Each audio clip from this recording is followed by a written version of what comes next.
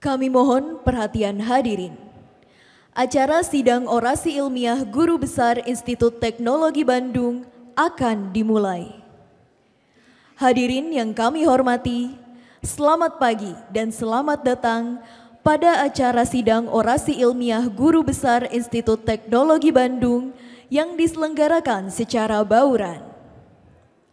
Pada hari ini, Sabtu 20 Juli 2024, kita akan bersama-sama mengikuti orasi ilmiah bersama 3 orang guru besar, yaitu 1. Profesor Dr. Eng Bagus Endar Bahtiar Nurhandoko dari Fakultas Matematika dan Ilmu Pengetahuan Alam. 2. Profesor Dr. Insinyur Dwina Rosmini MS dari Fakultas Teknik Sipil dan Lingkungan. 3. Profesor Dr. Lia Dewi Juliawati MS dari Fakultas Matematika dan Ilmu Pengetahuan Alam. Kepada Sekretaris Senat Akademik, Ketua dan anggota Forum Guru Besar, para dekan, Ketua dan anggota Senat Fakultas Sekolah, dan para guru besar pemberi orasi ilmiah, kami mohon untuk berfoto bersama. Kami silakan untuk menempati tempat.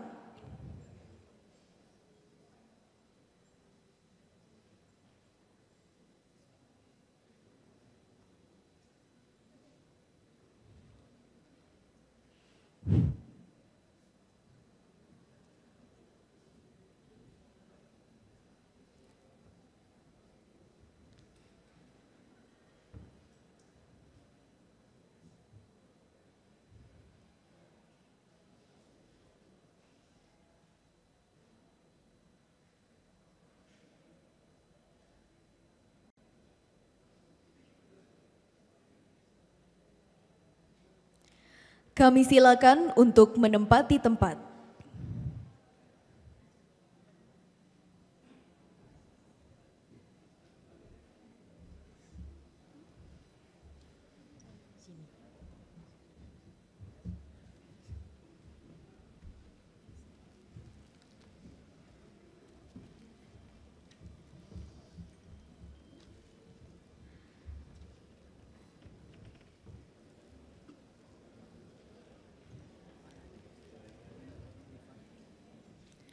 Lagu Kebangsaan Indonesia Raya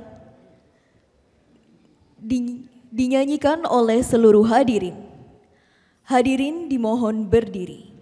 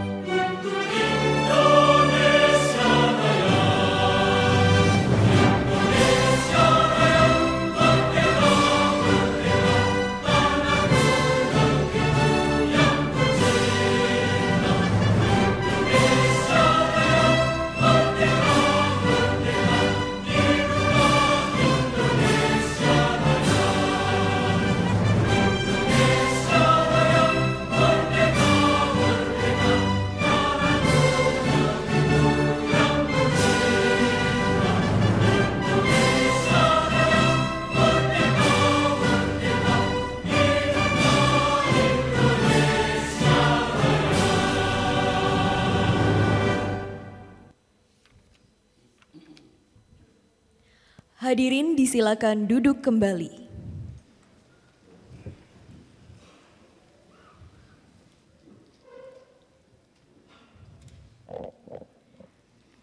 Pembukaan sidang orasi ilmiah Guru Besar Institut Teknologi Bandung oleh Ketua Forum Guru Besar Institut Teknologi Bandung.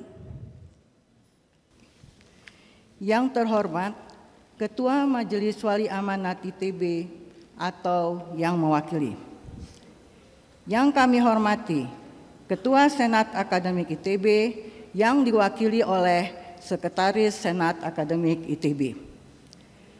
Rektor ITB atau yang mewakili, Sekretaris dan anggota Forum Guru Besar ITB, para dekan, Ketua Senat Fakultas Sekolah atau yang mewakili, serta tamu undangan luring dan daring yang kami muliakan. Assalamualaikum warahmatullahi wabarakatuh. Pada hari ini, Sabtu, tanggal 20 Juli tahun 2024, Forum Guru Besar Institut Teknologi Bandung menyelenggarakan sidang orasi ilmiah Guru Besar ITB, yaitu 1. Profesor Dr. Eng Bagus Endar Bahtiar Nurhandoko dari Fakultas Matematika dan Ilmu Pengetahuan Alam dengan judul orasi Teknologi Pencitraan Dinamika Sistem Bumi dan Batuan untuk sumber energi yang ramah lingkungan, berkelanjutan, dan mitigasi bencana. 2. Profesor Dr. Insinyur Dwina Rusmini MS dari Fakultas Teknik Sipil dan Lingkungan dengan judul orasi Monitoring Kesehatan Lingkungan sebagai pilar pembangunan berkelanjutan. 3. Profesor Dr. Lia Dewi Julewati MS dari Fakultas Matematika dan Ilmu Pengetahuan Alam dengan judul orasi Fitokimia dan Bioaktivitas Tumbuhan Kriptokarya atau Medang Indonesia. Kami mengucapkan terima kasih atas kehadiran Bapak, Ibu, saudara-saudari di Gedung Aula Barat pada ruang virtual di Gedung Aula Barat dan pada ruang virtual Zoom meeting. Dengan mengucapkan Bismillahirrahmanirrahim, sidang orasi ilmiah Guru Besar ITB resmi dibuka. Selanjutnya, kami persilakan Dekan Fakultas Matematika dan Ilmu Pengetahuan Alam, Profesor Insinyur Wahyu Sri Gutomo, SSI, MSI, PhD, untuk membacakan riwayat hidup Profesor Dr. Eng Bagus Endar Bahtiar Nurhandoko. Terima kasih Ibu Ketua Sidang. Atas nama Fakultas Matematika dan Ilmu Pengetahuan Alam, FMIPA ITB, izinkan saya membacakan kurikulum vitae dari Profesor Bagus Endar Bahtiar Nurhandoko. Pak Bagus lahir di Madiun tanggal 27 Maret 1968 dan beliau bergabung dalam kelompok keahlian fisika bumi dan sistem kompleks dan bergabung dalam Fakultas Matematika dan Ilmu Pengetahuan Alam sebagai dosen dan TMT Guru Besar beliau terima tanggal 1 Agustus 2023. Kemudian nama istri adalah Sri Widowati STMT. Kemudian nama anak-anak beliau Intania Nurhanifah Eskom MSc, Bagus Ibrahim Abdul Aziz almarhum. Riwayat pendidikan yang telah beliau selesaikan, Pak Bagus menyelesaikan SD Negeri Kartoharjo 6 Madiun 1980, kemudian SMP Negeri 1 di Madiun juga 1983 dan SMA Negeri 2 Madiun 1986. Beliau menamatkan sarjana fisika di ITB tahun 1993, dilanjutkan dengan Magister Bidang Fisika Bumi, Institut Teknologi Bandung 1995, dan menyelesaikan doktoralnya, Doctor of Engineering, Dr. Eng, pada Earth Resources Engineering, Kyoto University, Jepang tahun 2000. Beliau kemudian bergabung dengan FMIPA ITB menjadi pengajar dari mulai tahun 1994 hingga sekarang. Pernah juga bertugas pada Komisi Inovasi Institut Teknologi Bandung 2018-2019, kemudian juga Ketua Kelompok Keilmuan Fisika Bumi dan Sistem Kompleks 2023 hingga sekarang, dan anggota Majelis Keilmuan Fisika dari 2023 hingga sekarang. Nah, bidang penelitian yang beliau geluti, beliau banyak bergelut dengan bidang-bidang pencitraan. Pencitraan bawah permukaan untuk dinamika sistem bumi dan batuan, geomekanika reservoir, kemudian fisika batuan reservoir dan shell, kemudian juga inversi gelombang dan tomografi, serta pencitraan pori batuan skala mikro dan nano.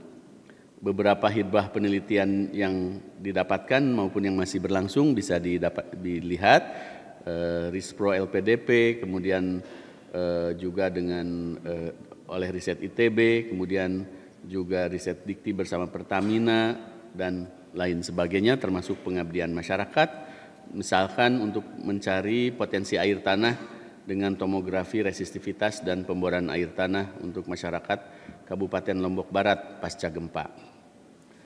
Berikutnya ini adalah beberapa hibah penelitian pengembangan perangkat seismik geomekanik dan minicraft dalam borehole riset tahun 2020, kemudian juga pengembangan perangkat marine resistivity tomography system terintegrasi cerdas untuk keperluan infrastruktur bawah laut dengan skema kedai reka tahun 2022, kemudian juga perangkat monitoring injeksi CO2 dan uap untuk enhance oil recovery tahun 2023, kemudian pengembangan teknologi perangkat akuisisi seismik laut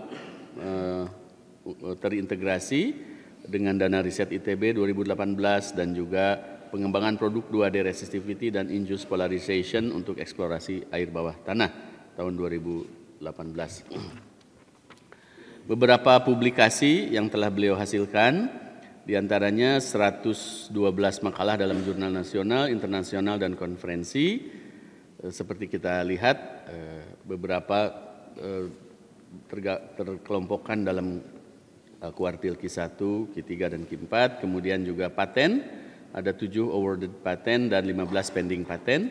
Kemudian bimbingan mahasiswa yang sedang berjalan, 2 mahasiswa S3, 3 mahasiswa S2, 2 orang mahasiswa S1, dan 1 mahasiswa dari S3 dari UNPAD dan S3 dari UGM. Beberapa penghargaan yang telah beliau terima: penghargaan dosen terbaik dalam penelitian kelompok keilmuan fisika bumi dan sistem kompleks FMIPA ITB 2023, dosen terbaik bidang pengabdian masyarakat FMIPA 2021, Recognized and Leading Innovation Award HAGI 2021, pengabdian 25 tahun ITB 2019, kemudian tanda kehormatan Satya Lancana Karya Satya 20 dari Presiden Republik Indonesia, kemudian penghargaan Karya Inovasi Institut Teknologi Bandung 2016, Leading Innovation Award dari HAGI 2013, dan tanda kehormatan Satya Lancana Karya Satya 10 tahun dari Presiden RI. Nah, kemudian beberapa hal terkait hobi beliau,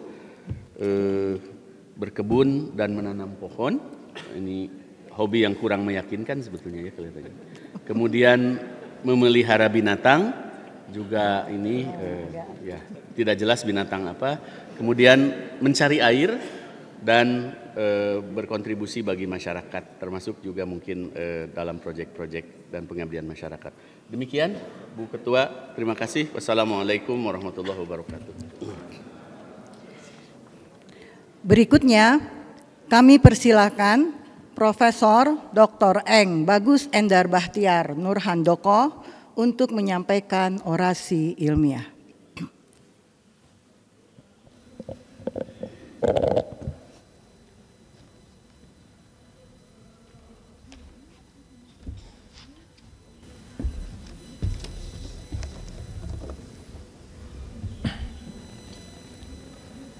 Yang terhormat Ketua Majelis Wali Amanat ITB atau yang mewakili, yang kami hormati Ketua Senat Akademik ITB atau yang mewakili, yang kami hormati Rektor ITB atau yang mewakili,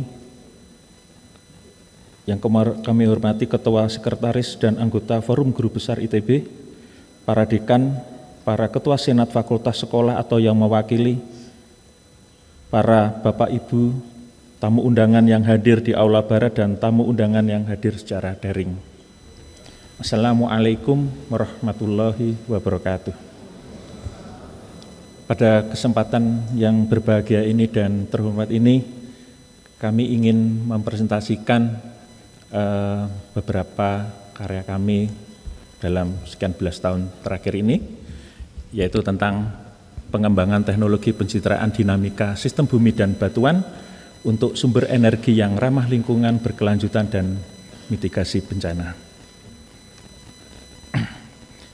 Kurang lebih ini yang akan kami paparkan kepada para hadirin, yaitu tantangan pencarian dan pengembangan sumber energi, rekonstruksi hamburan gelombang untuk pencitraan bawah permukaan, pencitraan temperatur bawah permukaan bumi, pencitraan litologi, retakan porositas fluida reservoir bawah permukaan dengan mempergunakan hibrida atau paduan dari rock fisik maupun artificial intelligence. Kami juga akan mencoba mempresentasikan tentang pengembangan teknologi tomografi resistivitas dan industrialization untuk mitigasi bencana, dan juga pengembangan teknologi untuk memonitor proses injeksi CO2 ke dalam tanah. Di era-era sekarang ini tantangan pencarian dan pengembangan sumber energi makin kian kompleks. Nah, hal yang perlu digarisbawahi dalam mencari sumber energi adalah, pertama adalah kita harus menghitung dimensi daripada reservoir, volumetriknya berapa besar, kemudian karakter daripada reservoir itu harus kita tahu, berapa porositasnya, jenis batuan, kadar fluida, dan arah retakan. Di gambar ini kita bisa lihat, ini adalah kondisi reservoir yang pada umumnya, tetapi di alam lebih kompleks daripada yang digambarkan seperti ini. Nah, termasuk juga apakah kita bisa menghitung tekanan maupun suhu di bawah permukaan secara tidak langsung maupun langsung. Sehingga kalau itu semua bisa kita gambarkan, maka kita mempunyai sistem penggambaran bawah permukaan yang cukup lengkap, yaitu volumetriknya, kemudian tekanannya, kemudian suhunya. Tetapi masalahnya adalah pada saat pencitraan ini kita terbentur pada kompleksitas perambatan gelombang dan geologi bawah permukaan. Ini yang hal-hal yang perlu kita pelajari lebih lanjut.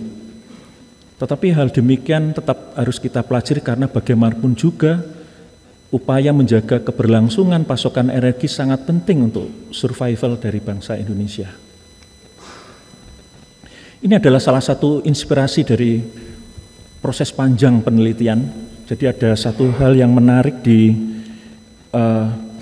yang bisa kita jadikan bahan pelajaran, yaitu di Libra, lapangan Libra, cekungan Santos, perairan Brazil, bahwa ada reservoir. Di sana ditemukan sebuah reservoir raksasa di bawah lapisan homogen kubah garam yang impermeable. Ini adalah kubah garamnya. Cadangannya luar biasa besar, jadi kurang lebih sekitar 7,9 miliar barel ekuivalen. Itu kurang lebih sekitar, kalau dinilai uang mungkin 15.000 triliun sampai 17.000 triliun rupiah. Nah, ini diketemukan karena kita berhasil membuat bawah permukaan ini menjadi nampak. Awalnya tidak nampak, ini blur, jadi tidak jelas. Pada saat teknologi diaplikasikan, bawah permukaan ini jelas dan mereka menemukan 7,9 miliar barel ekuivalen. Ini di perairan Brazil, kurang lebih 159 km dari arah timur dari Rio de Janeiro. Kemudian penemuan besar lagi barusan saja diumumkan, itu di perairan Namibia. Sebuah reservoir yang bisa diambil itu sekitar 2 miliar barel ekuivalen. Ini reservoirnya cukup menarik karena tidak ada tutupan daripada strukturnya. Jadi dia hanya nempel saja, tapi cadangannya besar dan ini menjadi penemuan besar hari ini yang rekor di daerah Afrika. Ini reservoir targetnya dikenal sebagai ini cebakan stratigrafi. Nah, tantangan yang seperti tadi itu kita berusaha menjawab bagaimana kalau kita coba untuk di Indonesia kita mencoba untuk belajar untuk mencitrakan di bawah lapisan yang cukup rumit. Ini kami mencoba untuk membangun sistem perangkat pengolahan data dengan melakukan inversi gelombang yang terhambur. Ini dikenal sebagai inversi Born di sebuah ide yang diambil diinspirasi oleh hamburan daripada elektron saat Rutherford dulu pertama kali mencitrakan model daripada atom. Rekonstruksi itu kita bisa hitung dengan melakukan inversi gelombangnya yang terhambur. Semua komponen sekecil apapun dihitung kemudian direkonstruksi balik untuk mencitrakan objek yang akan dilihat ini. Begitu gelombang datang ada gelombang yang terhambur, kemudian direkonstruksi balik untuk melihat gelombang yang dicitrakan ini. Ini adalah model yang sebelah kanan ini, atas ini adalah model yang menyerupai kubah garam, ya untuk mencoba untuk kita mensimulasi keadaan bawah bumi. Apakah sistem kita bisa melihat di bawah permukaan yang cukup kompleks ini? Dengan rekonstruksi balik dari sistem hamburan gelombang ini ternyata bisa dilakukan dan ini kita bisa lakukan di Indonesia. Semoga ke depan bisa memecahkan permasalahan yang ada kompleks di kita. Kemudian kita bangun satu sistem pencitraan bawah permukaan bumi. Ini supaya kita bisa menghitung ini, kita harus menghitung mengukur daripada geothermal heat flow atau panas yang muncul di bawah bumi. Berapa sih laju panas yang di bumi? Kita turunkan perangkat dan perangkat ini kita bisa ukur sampai ini didesain awalnya untuk 300 bar untuk di perairan di sekitar Sarawak begitu, cukup dalam. Nah, kita bisa menghitung panas yang keluar dari permukaan bumi. Nah, begitu panasnya kita bisa hitung yang keluar dari permukaan bumi, maka kita bisa merekonstruksi temperatur di bawah permukaan bumi. Nah, karena pengukuran di laut itu mahal, maka kita coba alatnya di darat begitu ya. Kalau yang tadi harus bekerja sama dengan instansi yang lain. Ini kita mandiri begitu dengan dana penelitian kita coba untuk mencitrakan temperatur bawah bumi untuk melihat fenomena-fenomena yang ada di kita gitu ya, di dekat-dekat kita. Ini kita coba untuk melihat temperatur pada kedalaman kurang lebih hingga 5 km di bawah permukaan bumi dari Muryah sampai ke Lawu di Jawa Tengah sampai Jawa Timur, itu memotong Jawa Tengah sampai Jawa Timur. Nah, kita sampling kurang lebih 5 km sepanjang 130 km dan menghasilkan, kalau kita bisa rekonstruksi, inilah gambar suhu daripada bawah Gunung Muryah, kemudian ini adalah Kendeng, kemudian Gunung Lawu. Kita bisa lihat ternyata di daerah Kendeng itu ada fenomena ya, kita bisa lihat di sini ada fenomena namanya beleduk kuwu. Itu adalah karena efek daripada tingginya suhu di bawah tanah di kedalaman ini. Ini ada beleduk kuwu yang hari ini masih tetap keluar begitu. Kemudian juga di Lawu tentunya ini juga kelihatan aktif volcano yang aktif. Namun yang menarik adalah di Muryah ternyata gunungnya sudah mati atau dormant gitu. Nanti kita bisa lihat citranya. Dan ini sangat menarik karena penemuan-penemuan di Santos tadinya di Brasil itu juga geothermal heat flow-nya tinggi. Jadi di daerah sini juga dikenal kita mendapatkan minyak besar, yaitu yang akhirnya diproduksi oleh Pertamina Cepu dengan Exxon. Itu di Cepu ya, di Cepu. Jadi ini juga geothermal heat flow-nya tinggi. Kemudian kita coba mencitrakan dengan mempergunakan teknologi artificial intelligence. Jadi bawah permukaan bumi kita coba citrakan litologinya seperti apa, batuannya seperti apa, retakannya seperti apa, distribusi porositasnya seperti apa, bagaimana sebaran fluidanya. Semuanya kita citrakan dengan teknik tidak langsung, ya, dan semuanya mendasarkan diikat dengan seluruh data dari mulai drilling, dari rock physics, dari core, dari seismik, semuanya kemudian digabung data yang besar tadi dari skala mikro, feet atau kurang dari 1 meter, 30 cm, kemudian meter, itu skala di sumur, kemudian dengan skala seismik yang ordernya sekitar meter, itu digabung jadi satu dengan kecerdasan buatan untuk memprediksi sebuah reservoir, sebaran litofasnya seperti apa, porositasnya seperti apa, dan retakannya, sebarannya seperti apa. Semuanya data sumur, data core, data wellock, seismik itu kita gabung jadi satu untuk kita predik semuanya dengan mempergunakan artificial neural network. Nah, di sini kita gabungkan semua. Salah satu yang menarik di sini adalah peran daripada rock physics atau fisika batuan, yaitu adalah sebuah pengetahuan untuk menjembatani fenomena bagaimana gelombang itu bisa diterjemahkan menjadi informasi batuan. Gelombang yang skalanya besar, ordometer, diterjemahkan ke dalam batuan pori, batuan yang di sini kita harus terjemahkan porinya itu seperti apa, isinya apa, besarnya seperti apa, kemudian matriknya ada batuannya seperti apa.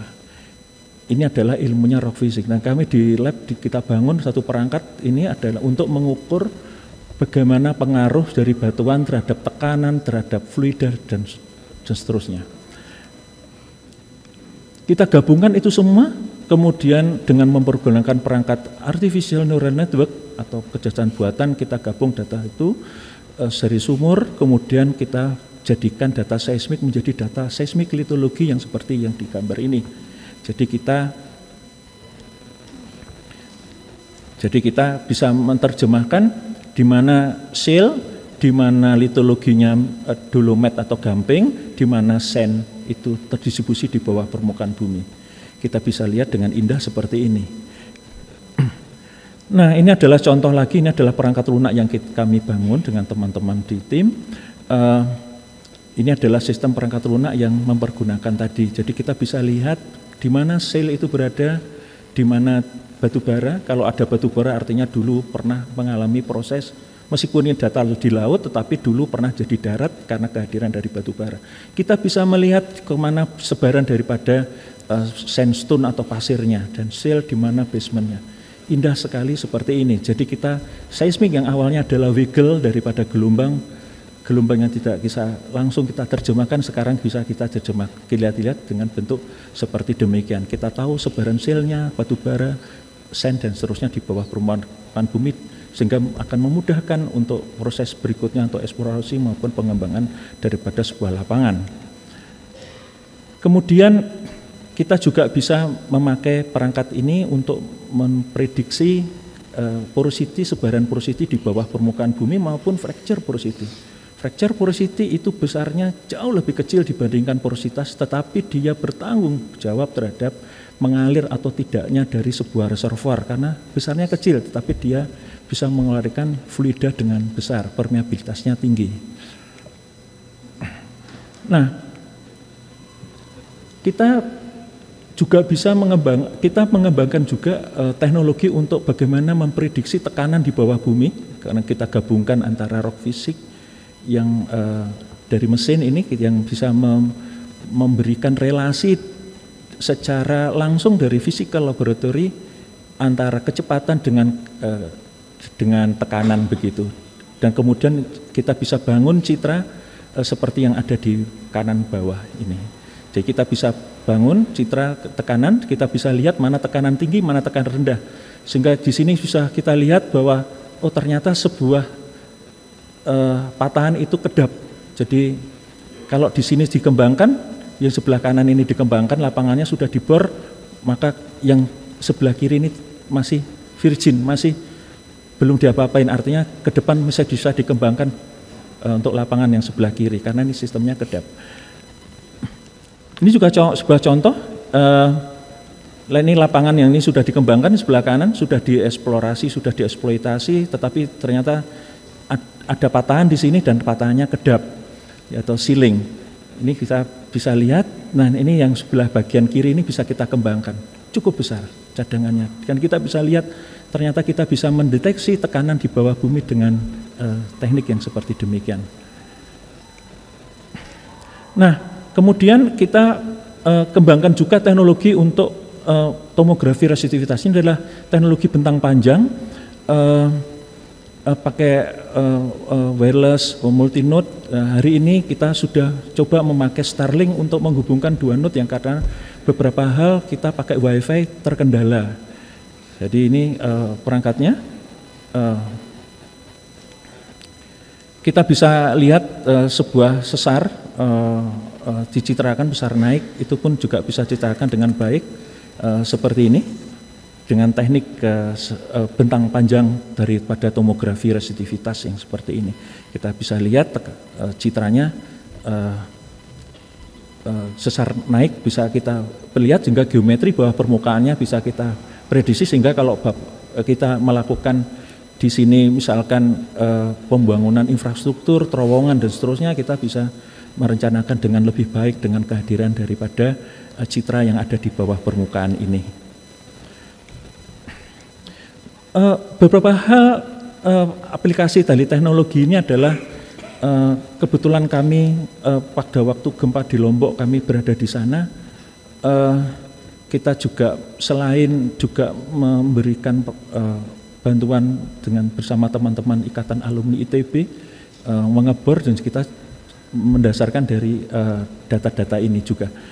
Nah, tetapi efek samping dari ini adalah kami juga berhasil meneliti tentang kenapa Lombok itu utara itu tidak terjadi likuifaksi. Ternyata di bawah dari lapisan lunak yang terdiri dari pumice atau batu apung yang sangat mudah untuk lepas, itu ternyata di bawahnya ada karbonat reef atau batu karang, dan itu menyebar dari Lombok Utara dari sisi pantai sebelah barat sampai ke timur ya, di Lombok Utara, itu yang menyebabkan alhamdulillah tidak terjadi likuifaksi seperti di Palu ya, kita bisa ungkap dari citra ini. Nah, ini juga kita kembangkan juga untuk tomografi untuk marine seismik. Untuk marine kita bisa lihat ini diaplikasikan di Cirebon. Ini ditarik pakai kapal, kita bisa lihat ada kolom airnya, kita bisa lihat di atas ini ditarik kapal, jauh 270 meter. Ini kerjasama dengan diinisiasi dengan Kedereka dengan mitra PTTK Hydrocore. Ini kita bisa lihat kolom airnya di mana ada lapisan yang kaya akan sand, kaya akan pasir, kemudian lapisan-lapisan yang mana yang terdominasi lumpur. Ini masih kita interpretasi apakah ini efek daripada majunya daripada air, ataukah dulu memang daerah di sini dulu sudah ini memang ini lingkungan laut, ini lingkungan darat dan seterusnya.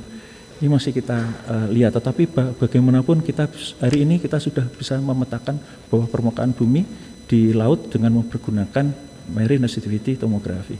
Ini kita kembangkan di lab. Beberapa hal yang kita kembangkan yaitu kita mencoba untuk melihat apakah kita bisa pakai untuk teknologi kita untuk memantau injeksi CO2 di reservoir. Sejak beberapa tahun terakhir kita lihat ada kenaikan daripada temperatur di bumi karena efek CO2-nya makin banyak. Apakah ini karena era industrialisasi? Ya ini masih, tapi kayaknya iya. Nah, oleh karena itu perlu usaha-usaha untuk mengurangi karbon itu dengan menginjeksi di bawah permukaan bumi.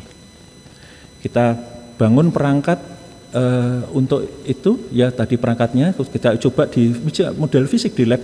Kalau model fisik di lab ternyata memang benar kalau diinjeksi CO2 resistivitasnya menurun, kemudian kalau kita injeksi terus di model fisik itu kita bisa lihat penyebaran daripada CO2 itu. Ini injeksinya sedikit, kita bisa lihat memang sedikit di sini, yang warna biru itu adalah CO2-nya. Ini kalau injeksinya banyak, ternyata bisa dipantau. Nah ada lagi teknologi yang terbaru yaitu bagaimana kita menaikkan produksi dari CO2 diinjeksi ke sebuah sel. Ternyata ini adalah CO2-nya diinjeksi, ini ternyata bisa menaikkan produksi daripada CH4. Ini ya penutup, upaya untuk menjaga keberlangsungan pasokan energi sangat penting untuk survival bangsa Indonesia. Eksplorasi dan eksploitasi sumber energi di bawah permukaan bumi memerlukan informasi yang akurat untuk cadangannya, terutama disposisi temperatur, tekanan, porositas, fluida, litologi, dan seterusnya dengan memanfaatkan AI. Pengetahuan bawah permukaan tanah ini akan sangat berguna untuk mengetahui kerawanan suatu daerah untuk bencana, terutama untuk bagaimana memitigasinya untuk pengembangan infrastruktur.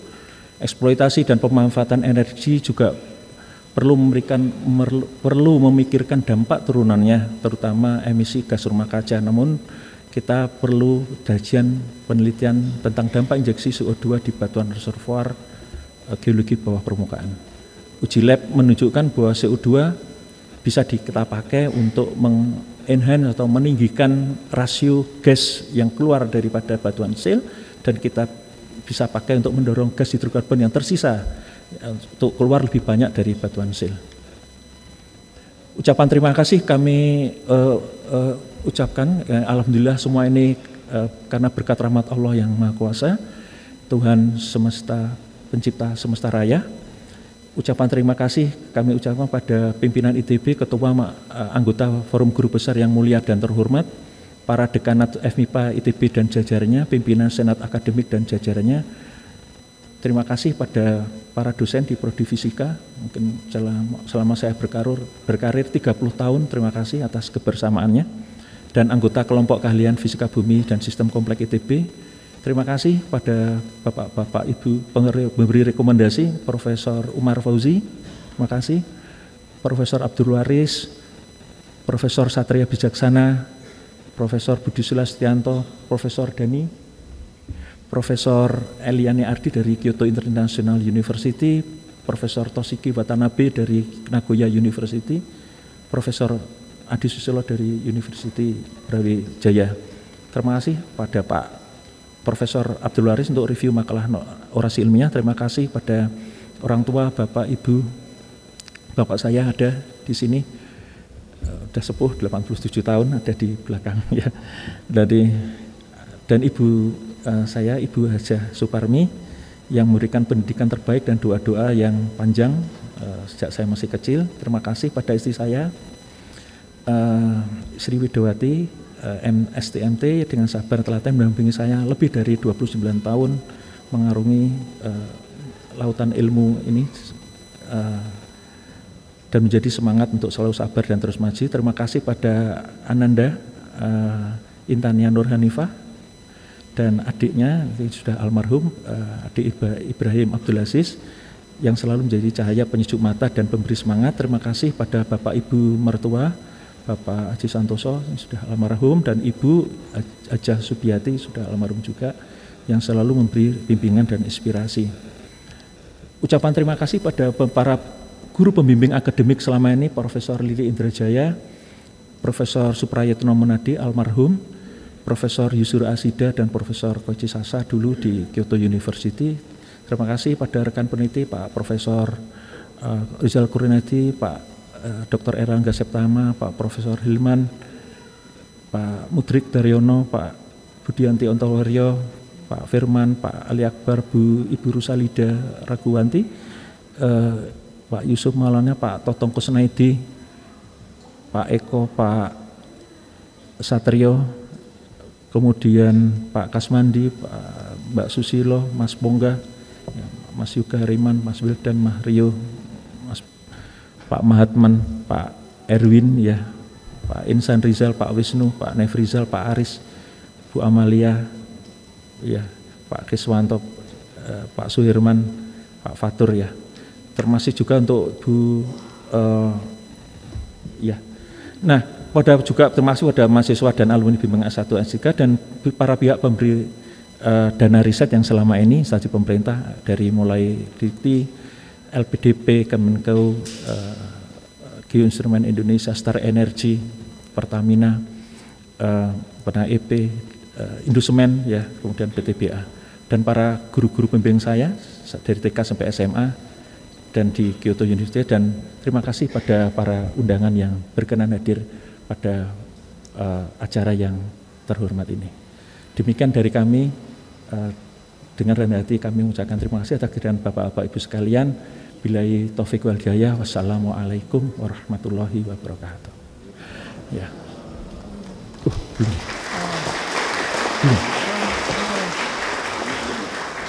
Nah, izinkan kami untuk membacakan kode kehormatan dalam mengemban amanah Guru Besar Institut Teknologi Bandung. Saya akan menjaga kehormatan guru besar dengan selalu meningkatkan kompetensi keilmuan, membangun lingkungan masyarakat keilmuan saya, serta memberikan teladan dan manfaat dan keberadaan saya. Untuk itu saya selalu memegang teguh janji dan ucapan saya, mempertahankan integritas dengan menjaga kejujuran, kepercayaan, kebijaksanaan, keadilan, saling menghormati, bertanggung jawab, dan menjaga nilai-nilai ITB dan masyarakat. Semoga Allah Subhanahu wa Ta'ala yang Maha Esa selalu memberikan petunjuk dan lindungan kepada saya. Bandung, 20 Juli 2024. Profesor Bagus Indar Bahtiar Nurhantoko. Assalamualaikum.